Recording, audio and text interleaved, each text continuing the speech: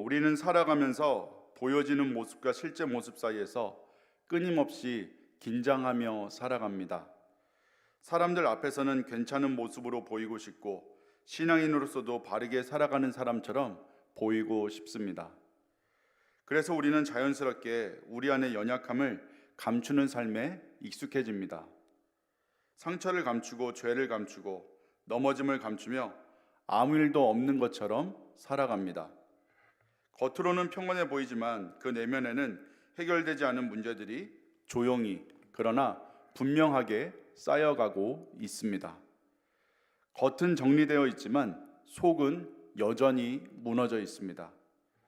그런데 성경이 우리에게 보여주는 신앙의 길은 겉을 다듬는 길이 아니라 속이 드러나고 고쳐지는 길입니다.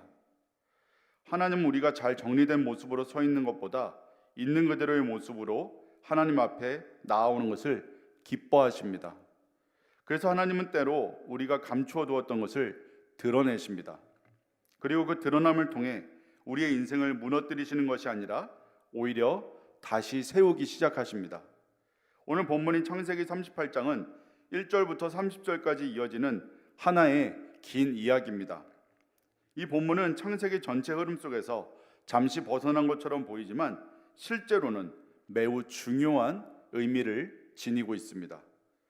특별히 우리는 이 긴 이야기 가운데 24절에서 26절을 중심으로 살펴보려고 합니다. 이 장면이야말로 이야기의 결론이며 한 사람의 인생이 바뀌는 순간이기 때문입니다. 감추어졌던 죄가 드러나고 스스로 의롭다고 여겼던 사람이 무너지며 하나님 앞에서 정직하게 서게 되는 순간 바로 이 지점에서 은혜가 시작됩니다. 이 장면을 제대로 이해하기 위해서는 앞부분의 흐름을 간단히 살펴보아야 합니다. 유다는 형제들을 떠나 자신의 길을 선택합니다. 이 선택은 단순한 이동이 아니라 하나님으로부터 멀어지기 시작한 방향 전환이었습니다. 그 결과 그의 가정에는 문제가 이어집니다. 첫째 아들은 악하여 죽고 둘째 아들은 책임을 회피하다가 결국 같은 결말을 맞게 된 것입니다. 책임을 피하는 삶은 결국 더 큰 무너짐으로 이어진다는 것입니다. 유다는 남은 셋째 아들까지 잃을까 두려워서 다말을 보호하지 않고 멀리 보내버립니다. 문제를 해결하지 않고 미루어 둔 것입니다. 그리고 시간이 흐릅니다. 문제는 사라진 것이 아니라 단지 덮여 있었을 뿐입니다. 이것이 죄의 또 다른 특징입니다. 죄는 덮는다고 없어지지 않습니다. 이제 사건은 결정적인 국면으로 들어갑니다. 다말이 임신했다는 소식이 들려옵니다. 그 순간 유다는 말합니다. 끌어내라. 그를 불사르라. 자신은 보지 못한 채 다른 사람을 심판하는 모습입니다. 여기서 우리는 인간의 매우 익숙한 모습을 보게 됩니다. 자신은 옳다고 확신하고 그 기준으로 다른 사람을 판단하는 것입니다. 그러나 문제는 분명합니다. 그 확신이 진실 위에 서 있지 않습니다. 유다는 다른 사람의 죄는 분명하게 보지만 자신의 죄는 전혀 보지 못하고 있다는 것입니다. 죄는 행동을 넘어 결국 시선을 왜곡시킵니다. 그래서 사람은 자신을 정확하게 보지 못하게 됩니다. 다말은 변명하지 않습니다. 대신 조용히 유다가 맡겼던 물건들을 내어놓습니다. 도장과 끈과 지팡이, 그 순간 모든 것이 드러납니다. 숨겨졌던 진실은 결국 드러납니다. 이 장면은 단순한 반전이 아니라 하나님의 역사입니다. 하나님은 왜 드러내실까요? 하나님은 우리의 죄를 방치하지 않으시기 때문입니다. 하나님은 죄를 덮어두지 않으시고 드러내시고 다루십니다. 여기서 우리는 중요한 원리를 봅니다. 하나님의 은혜는 죄를 숨기는 방식이 아니라 죄를 해결하는 방식으로 나타난다는 것입니다. 이 드러남은 심판처럼 보이지만 실제로는 회복의 시작입니다. 드러남은 끝이 아니라 시작입니다.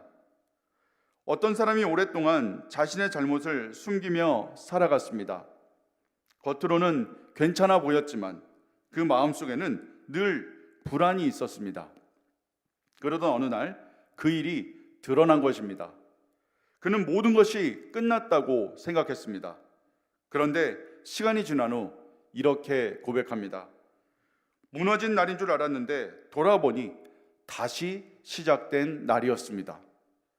그 이유는 분명했습니다.